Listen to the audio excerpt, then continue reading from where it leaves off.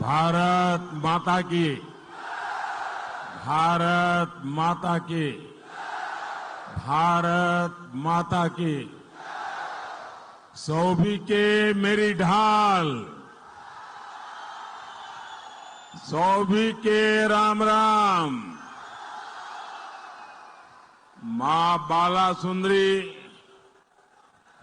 रेणुका मां और परशुराम के धरते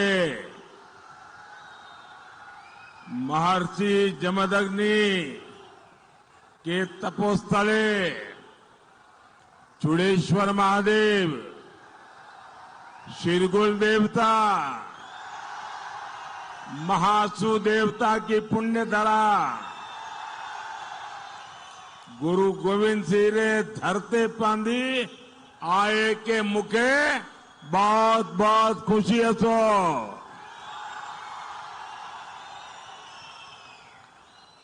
मेरे साथ बोलिए भारत माता की। आप ये तस्वीर नीचे रखिए, पीछे लोग परेशान हो रहे हैं। भारत माता की, भारत माता की। ऐसा लग रहा है कि अपने घर आया हूं।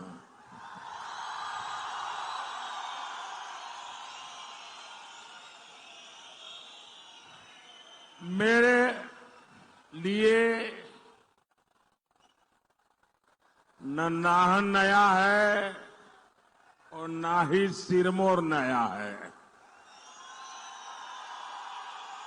लेकिन मुझे कहना पड़ेगा आज का माहौल नया है। मैं यहां संगठन का काम करता था, आप लोगों के बीच में रहता था, चुनाव भी लड़वाता था, लेकिन यहां सिरमौर में इतनी बड़ी रैली मैं खुद कभी नहीं कर पाया।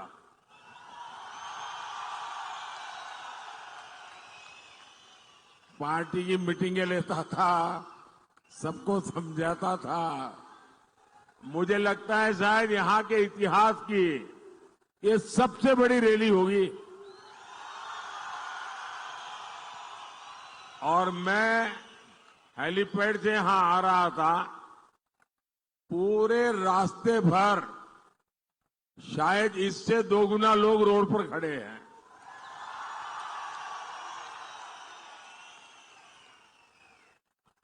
आपका ये प्यार, आपका ये आशीर्वाद मुझे हमेशा हमेशा हिमाचली बना के रखता है।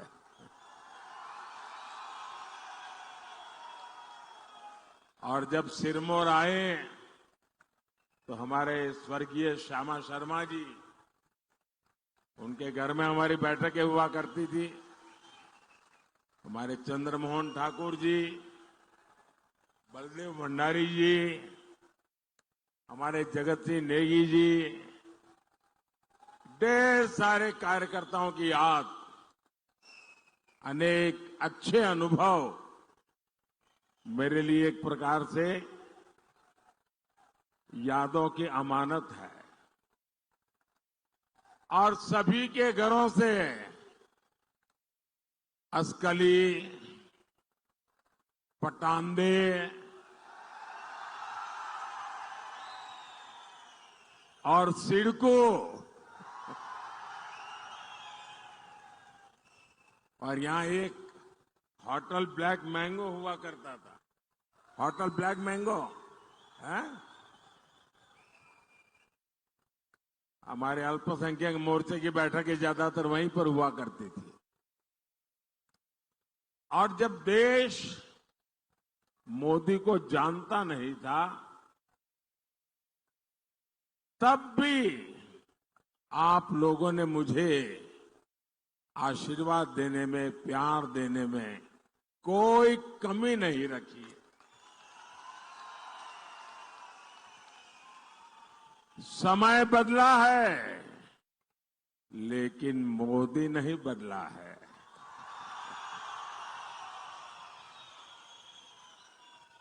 मोदी का हिमाचल से रिश्ता वही पुराना रिश्ता है। और आप लोगों को शायद खुशी होगी, जैसे मैं गर्व के साथ कहता हूं भारत का प्रधानमंत्री होने कि हिमाचल मेरा घर है, वैसे ही शायद आपको पता नहीं होगा, अफगानिस्तान के एक राष्ट्रपति थे श्रीमान करजाई, वो भी कहते थे हिमाचल मेरा घर है, क्योंकि वो शिमला में पढ़े थे। और अभी जो आपने मुझे लोहिया पहना है ना, वो उन्होंने यहीं से जाकर के अफगानिस्तान में थोड़ा फैशन डिजाइन करके उन्होंने उसका अपना पहरवेश बना दिया है जी। यानी यही हिमाचल की ताकत है कि जो इतना लगाव रखती है। साथियों, आज मैं आपसे तीसरी बार भाजपा सरकार के लिए आशीर्वाद मांगने के लिए आया।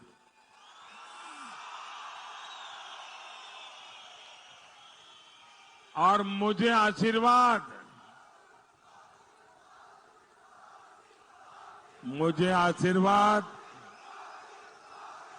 मेरे लिए नहीं चाहिए। मुझे आशीर्वाद मेरे परिवार वालों के लिए नहीं चाहिए। मुझे आशीर्वाद मेरी जात बिरादरी वालों के लिए नहीं चाहिए। मुझे आशीर्वाद चाहिए ताकतवर भारत बनाने के लिए।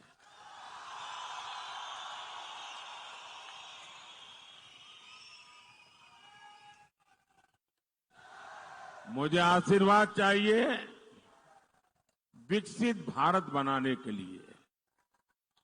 मुझे आशीर्वाद चाहिए विकसित हिमाचल के लिए। देश में 5 चरणों के चुनाव हो चुके हैं।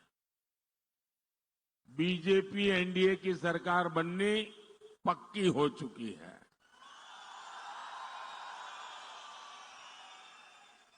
और अब हिमाचल 4-0 से हैट्रिक लगाएगा। और हम तो देवभूमि के लोग हैं, हमारी एक भी चीज कभी बेकार नहीं जाने देते। तो कोई हिमाचली अपना वोट बेकार जाने देगा क्या? अपना वोट बेकार जाने देगा क्या? वो उसी का वोट देगा ना जिसकी सरकार बनेगी, और जिसको वोट देगा उसकी ही सरकार बनेगी। ये हिमाचल में पक्का है।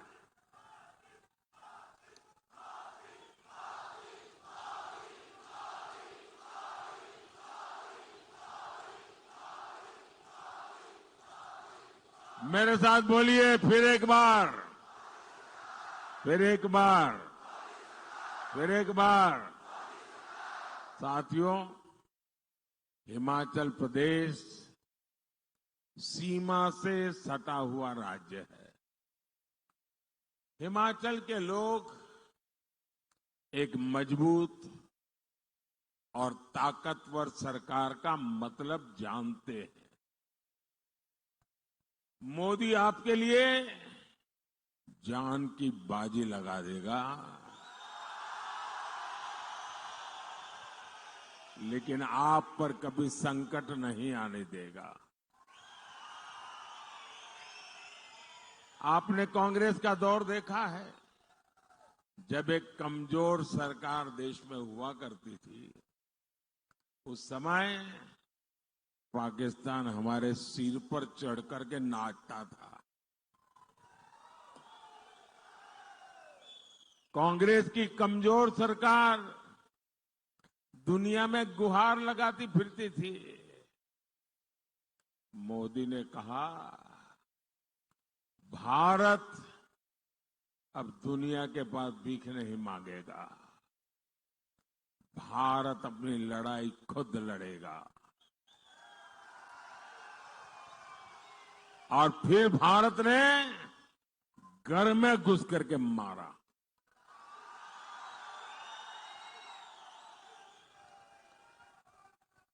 आज देखिए पाकिस्तान की क्या हालत हो गई है। साथियों, हिमाचल के ऊंचे पहाड़ों ने मुझे अपना हौसला बुलंद रखना सिखाया है। और हिमाचल की बर्फीली पहाड़ियों ने मुझे ठंडे दिमाग से काम करना भी सिखाया है। पहाड़ों ने मुझे अपना सिर गर्व से ऊंचा रखना सिखाया है।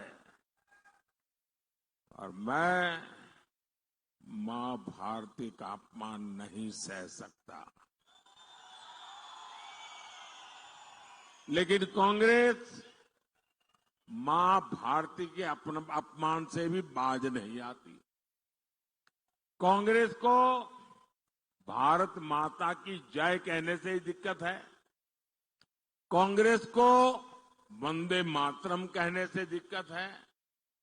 ऐसी कांग्रेस कभी हिमाचल का भला नहीं कर सकती। साथियों, यही कांग्रेस है जिसने भारत के सीमावर्ती इलाकों को अपने हाल पर छोड़ दिया था।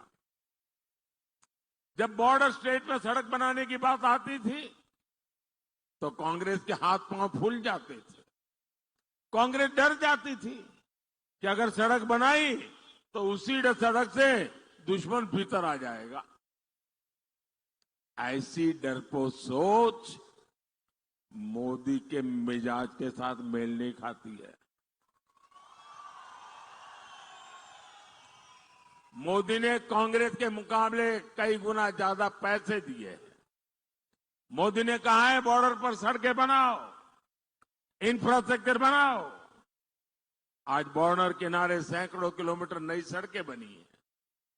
आज बॉर्डर किनारे रहने वाले फौजियों का, हमारे लोगों का जीवन आसान हुआ है।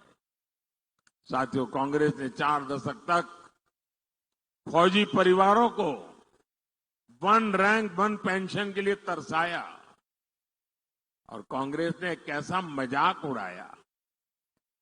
हमारे पूर्व सैनिकों की आंख में धूल झोंकी और ऐसा पाप करने में उनको शर्म भी नहीं आई। जब 2013 में भारतीय जनता पार्टी ने मुझे प्रधानमंत्री का उम्मीदवार तय किया और मेरी पहली रैली पूर्व सैनिकों की हुई थी रेवाड़ी में। और रेवाड़ी में पूर्व सैनिकों के सामने मैंने वादा किया था, मैंने गारंटी दी थी कि मैं 1 रैंक 1 पेंशन लागू करूंगा। तो कांग्रेस वाले डर गए, ये मोदी ने नया खेल खेला है तो क्या करे। तो उन्होंने रातों रात अफरा-तफरी में बजट में कहा कि हम भी 1 रैंक 1 पेंशन लागू करेंगे। लेकिन किया क्या, 500 करोड़ रुपए का टोकन डाल करके कह दिया कि 1 रैंक 1 पेंशन लागू करेंगे। ये हमारी फौज के साथ मजाक था, मजाक। ऐसे जैसे किसी बच्चे को कह दे ना कि कोई बात नहीं, शाम को तुझे मुंबई ले जाऊंगा और बच्चा सो जाए। ऐसा पाप किया था उन्होंने। जब मोदी है जिसने आकर के ओआरओपी लागू किया, 1 रैंक 1 पेंशन लागू किया और उन्होंने 500 करोड़ में खेल खेला था 2014 का चुनाव जीतने के लिए, जिसका कोई मतलब नहीं था। मोदी ने जब 1 रैंक 1 पेंशन ओआरओपी लगाया, 1.25 लाख करोड़ रुपया हम फौजियों को दे चुके हैं। अब मुझे बताइए भाई, कहां 500 करोड़ और कहां 1.25 लाख करोड़। ये 500 करोड़ मजाक था कि नहीं था? मजाक था कि नहीं था? फौजियों की बेइज्जती करने का इरादा था कि नहीं था? फौजियों का अपमान था कि नहीं था? और इसलिए ही तो लोग कहते हैं मोदी जो गारंटी देता है ना, वो गारंटी पूरी होने की गारंटी होती है। भाइयों और बहनों, एक तरफ मोदी की गारंटी है, दूसरी तरफ कांग्रेस का बर्बादी का मॉडल। कांग्रेस सत्ता पाने के लिए कांग्रेस ने हिमाचल के लोगों से खूब झूठ बोला। कहा पहली कैबिनेट में ये होगा, वो होगा, पता नहीं क्या क्या बता दिया। और मेरे हिमाचल के लोग तो बड़े भले, बड़े प्यारे लोग हैं। उनको लगा हो सकता है ये ईमानदारी से बोलते होंगे। पहली कैबिनेट में तो कुछ हुआ नहीं, बल्कि कैबिनेट ही टूट फूट गई।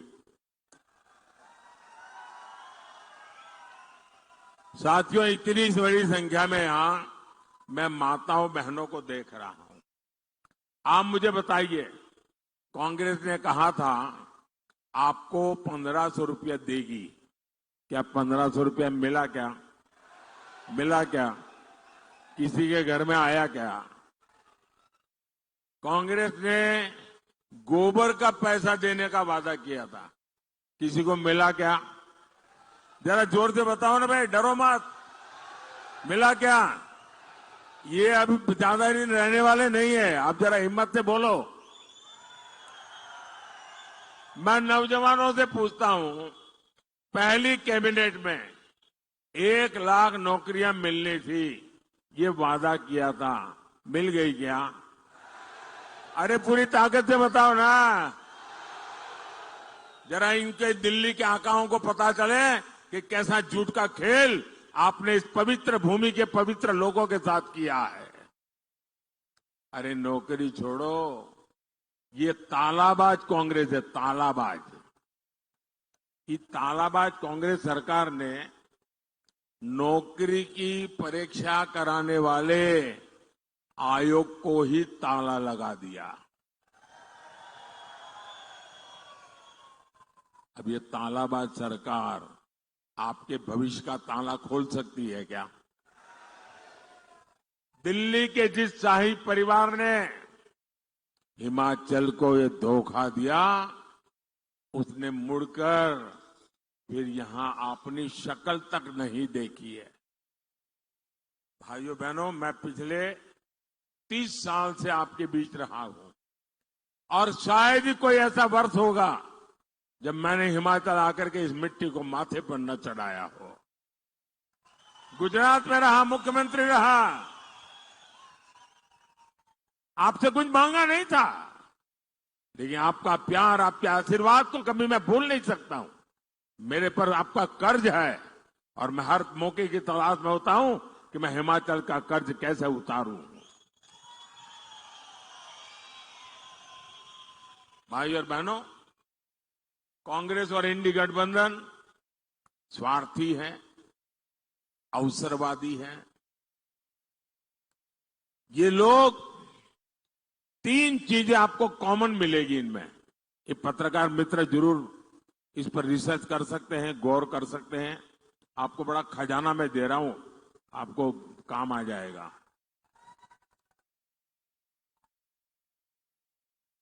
ये कांग्रेस वाले, उनके साथी, 3 चीज आपको कॉमन मिलेगी। एक, ये गौर सांप्रदायिक है। दूसरा, गौर जातिवादी है। और तीसरा, गौर परिवारवादी है। आपको ये 3 चीजें हर एक में कॉमन मिलेगी जी। ये मीडिया वाले दिमाग खपाएंगे तो बहुत खजाना खोल करके ले आएंगे। 60 सालों तक कांग्रेस ने सोचा ही नहीं कि सामान्य वर्ग में भी गरीब होते हैं। क्या ब्राह्मण का बेटे परिवारों में गरीब कोई होता नहीं है क्या? क्या बनिए के परिवार में कोई गरीब होता नहीं क्या? उच्च वर्ण के लोगों के समाज में गरीब लोग होते हैं कि नहीं होते? उनकी परवाह ही नहीं थी, चिंता ही नहीं थी। उनको भी आरक्षण की जरूरत है। कांग्रेस ने हमारे इन समाज को कभी सोचा नहीं। मोदी ने आकर के जिस समाज ये आरक्षण के दायरे से बाहर था, उनको बड़ा सुखी संपन्न माना जाता, उच्च माना जाता था, मैंने उनके गरीब बच्चों के लिए 10% आरक्षण किया और इस देश में कोई झगड़ा नहीं हुआ और किसी का लूट करके नहीं किया।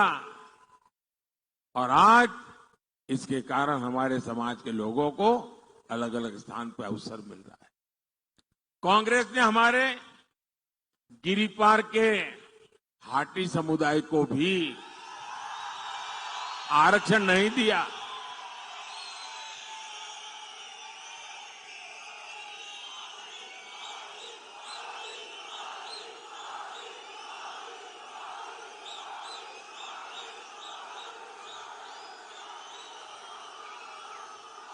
ये होता है प्यार।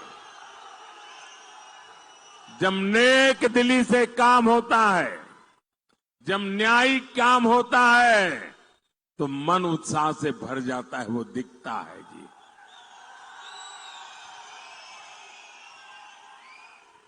और ये सारे काम मोदी ने आपका कर्ज उतारने के लिए किए हैं। साथियों, मैं आज हिमाचल के लोगों को कांग्रेस और इंडी गठबंधन की एक और साजिश से भी सावधान करने आया हूं। ये लोग, और मानिए ये चुनाव है इसलिए मैं नहीं बोल रहा हूं दोस्तों, मेरे दिल में एक आग है। ये भारत को तबाह करने के लिए कैसे कैसे खेल खेल रहे हैं और आप चौंक जाएंगे दोस्तों।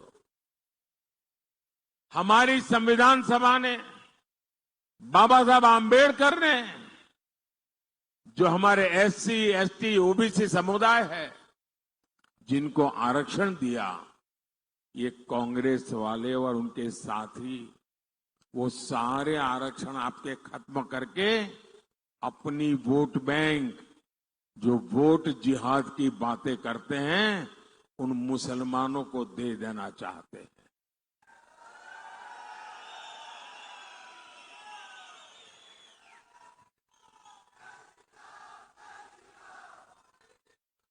और ये सिर्फ बातें नहीं करते। कर्नाटका में कांग्रेस सरकार बनने के बाद उन्होंने कर दिया। ओबीसी के जो आरक्षण के अधिकार थे वो उनसे छीनकर मुसलमान को दे दिए। यानी देंगे ऐसा नहीं, दे दिए। और इस मॉडल पे वो काम करना चाहते हैं। आप मुझे बताइए, इस प्रकार का काम क्या मेरे हिमाचल के लोगों को मंजूर है क्या? जरा पूरी ताकत से बताइए ना। क्या ऐसे लोगों को आप स्वीकार करेंगे? ऐसे विचार को स्वीकार करेंगे? ऐसे लोगों का हर पोलिंग बूथ में सफाया होना चाहिए कि नहीं होना चाहिए? ये चुनाव मौका है इनको कहने का, रुक जाओ। ये चुनाव उनको कहने का मौका है, रुक जाओ, बहुत हो चुका, अब हम देश को तोड़ने नहीं देंगे। साथियों, इंडी गठबंधन की साजिश का ताजा उदाहरण पश्चिम बंगाल में सामने आया। 2 दिन पहले ही कलकत्ता हाईकोर्ट ने वहां 77 मुस्लिम जातियों के आरक्षण को खत्म कर दिया। कोर्ट ने किया। आप लोग कल्पना कर सकते हैं, मुसलमान की 77 जातियों को इंडी गठबंधन वालों ने रातों रात ओबीसी बना दिया था और ओबीसी का जो हक था वो उनको दे दिया था। अदालत ने उसको गंभीरता से लिया। इन 77 मुस्लिम जातियों को नौकरी में, पढ़ाई में, हर जगह भलाई मिल रही थी। ऐसा करके इंडी गठबंधन ने ओबीसी के हक पर डाका डाल दिया। ऐसा करके इन लोगों ने संविधान की धज्जियां उड़ा दी, संविधान की पीठ पे छुरा भोंका। अब कोलकाता हाईकोर्ट के फैसले के बाद इंडी गठबंधन वाले बौखलाए हुए हैं। बंगाल की मुख्यमंत्री तो सीधे सीधे कोर्ट के आदेश को मानने से भी इनकार कर रही है। इनके लिए संविधान कोई मायने नहीं रखता, इनके लिए अदालतें कोई मायने नहीं रखती। इनका सबसे सगार कोई है तो इनका वोट बैंक है। साथियों, अपने वोट बैंक को खुश करने के लिए ही कांग्रेस राम मंदिर का भी विरोध कर रही है। कांग्रेस भाजपा वालों का मजाक उड़ाती थी। कहती थी मंदिर वहीं बनाएंगे, तारीख नहीं बताएंगे। हमें रोज चुभने वाली बातें करते थे। हमने तारीख भी बताई, समय भी बताया, लेकिन इन लोगों ने प्राण प्रतिष्ठा का बहिष्कार किया। आप हिमाचल के लोग मुझे बताइए, जब रामलला भव्य मंदिर में विराजित हुए, प्राण प्रतिष्ठा हुई, आपको आनंद हुआ कि नहीं हुआ? आपने अपने गांव में दिवाली मनाई कि नहीं मनाई? घर में दिवाली मनाई कि नहीं मनाई? हर हिंदुस्तानी खुश हुआ कि नहीं हुआ? 500 साल की लड़ाई, हमारे सभी पूर्वजों को भी खुशी हुई होगी कि नहीं होगी? लेकिन कांग्रेस पार्टी इसको भी बर्दाश्त नहीं कर पा रही है। कांग्रेस और उनके एक साथी ने एक रहस्य खोला है। अभी कांग्रेस के साथी इस फर्स्ट फैमिली के राजदार है वो। उन्होंने कहा है कि कांग्रेस के अंदर साजिश चल रही है, अगर सत्ता में आए तो फिर से राम मंदिर को ताला लगा देंगे और रामलला को टेंट में रहने के लिए मजबूर कर देंगे। ये इनकी सोच है। क्या ये होने देंगे? क्या आप ऐसा अवसर उनको लेने देंगे क्या? और इसलिए हर पोलिंग बूथ में इनकी सफाई करना जरूरी है। मेरा जो स्वच्छता अभियान है ना, ये चुनाव के दिन 1 तारीख को आपको मजबूती से करना है। करेंगे? भाइयों और बहनों, भाजपा सरकार हिमाचल प्रदेश के विकास के लिए पूरी कोशिश कर रही है। कोई सोचता नहीं था कि हिमाचल में भी IIIT, IIM और एम्स जैसे संस्थान है। लेकिन मोदी है तो मुमकिन है। मोदी है तो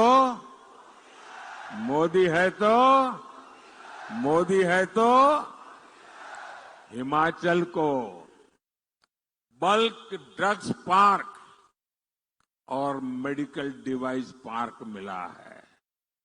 हिमाचल देश के उन पहले राज्यों में है जहां वंदे भारत ट्रेन शुरू हुई। साथियों, मोदी के लिए किसान, गरीब, महिला और युवा का सशक्तिकरण बड़ी प्राथमिकता है। 5 किलो मुफ्त अनाज और 5 लाख रुपए का मुफ्त इलाज, ये मोदी की गारंटी है। हमारे किसानों, बागवानों के खाते में भी सम्मान निधि के 6,000 रुपये आते रहेंगे। साथियों, मोदी ने स्वयं सहायता समूहों से जुड़ी 3 करोड़ बहनों को, यह आंकड़ा छोटा नहीं है, 3 करोड़ बहनों को लखपति दीदी बनाने की गारंटी दी है। और इनमें मेरे हिमाचल की भी तो हजारों बहनें होगी। मोदी, आपका बिजली बिल याद रखना जरा। मैं ये कांग्रेस वाले गप मार के गए ना, ऐसे नहीं करता हूं। मोदी, आपका बिजली बिल 0, बिजली बिल 0। और इसके लिए एक बड़ी योजना लेकर के अपनी सेवा में हाजिर है। और योजना शुरू होगी ऐसा नहीं, शुरू कर दी। योजना का नाम है PM सूर्यघर मुफ्त बिजली योजना। इससे आपका बिजली बिल 0 हो जाएगा। इतना ही नहीं, जो बिजली आप पैदा करेंगे वो बिजली बेच करके उसमें से कमाई भी करेंगे। ये कैसे होगा? आपके घर पर सोलर पैनल लगाने के लिए सरकार आपको 75,000 रुपये देगी, 75,000 रुपीज। आप खुद अपने घर में बिजली पैदा कीजिए, आपकी जरूरत की बिजली मुफ्त में उपयोग कीजिए, अतिरिक्त बिजली जो है वो आप सरकार को बेच दीजिए, कमाई कीजिए। ये मुफ्त बिजली योजना मोदी लेकर के आया। और मैं, मेरे सिरमौर वाले साथी, ये ऑलरेडी ऑनलाइन बुकिंग चालू है, आप अपना नाम रजिस्टर करवा दीजिए। ये बात की बात नहीं है, हो रहा है, काम शुरू हो चुका है। जैसे मोदी ने पहले गारंटियां पूरी की, वैसे ही ये गारंटी भी मोदी पूरी करेगा।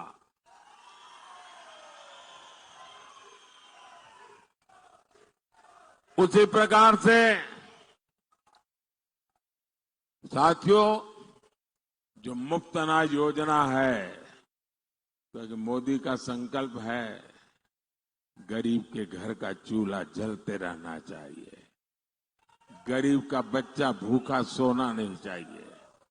और इसलिए मुफ्त अनाज योजना अगले 5 साल के लिए चालू रहेगी।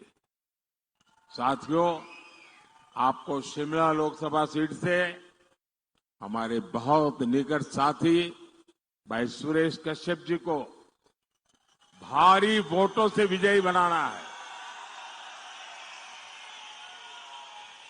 और सुरेश जी को आप वोट देंगे ना, वो वोट सीधा सीधा कमल के खाते में जाएगा, मोदी के खाते में जाएगा, सीधा वोट मोदी को मिलेगा। हर गांव जाएंगे, ज्यादा से ज्यादा मतदान कराएंगे, हर पोलिंग बूथ में जिताएंगे। अच्छा, मेरा एक काम करेंगे, कमाल हो यार, सुरेश के लिए तो सब जोर से बोल रहे हो, मैंने कहा मेरे लिए करोगे तो ठंडे हो गए। करोगे? ये पॉलिटिकल काम नहीं है, करोगे? चुनाव वाला काम नहीं है, करोगे? मेरा पर्सनल है, करोगे? पक्का करोगे? एक काम कीजिए, देखिए जब मैं हिमाचल में था तो गांव गांव भटकता था, लोगों के घर जाता था, मिलता था। अब आप लोगों ने मुझे ऐसा काम में लगा दिया कि मैं सबके पास जा नहीं पाता हूं, मिल नहीं पाता हूं। तो मेरा एक काम कीजिए, ज्यादा से ज्यादा परिवारों में जाइए, ज्यादा से ज्यादा लोगों को मिलिए और जाकर के कहना कि मोदी जी सिरमौर आए थे, मोदी जी ने आपको प्रणाम कहा है, मेरा प्रणाम पहुंचा देंगे, हर घर में मेरा प्रणाम पहुंचा देंगे, पक्का पहुंचा देंगे। दूसरा काम, हम तो देवभूमि के लोग हैं, हमारे यहाँ हर गांव के अपने देवी देवता होते हैं, अपने देवता होते हैं, देवता का आगमन होता है, हर गांव के अंदर एक पूजा स्थल होता है। आप सब मिलकर के गांव में जाके मेरी तरफ से मत्था टेकना, आशीर्वाद मांगना,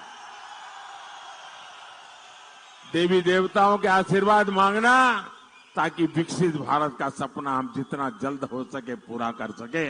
मेरे साथ बोलिए, भारत माता की, भारत माता की, भारत माता की। बहुत बहुत धन्यवाद।